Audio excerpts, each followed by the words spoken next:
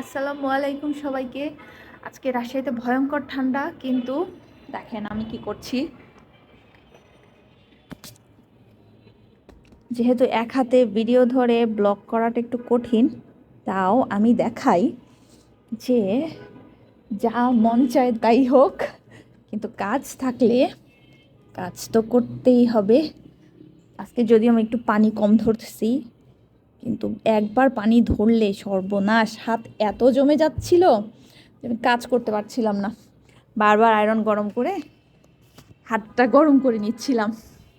এইটা এইটা বেসিক্যালি সোফার একটা কাভার হবে, আমি দেখাবো অন্য কোনো ভিডিওতে। তো এই অবস্থা ব্লকের। এটা আসলে এখন না করলেও হতো, কিন্তু আমি আরও আমার কিছু আর্জেন্ট কাজ ছিল, সেগুলো করছিলাম।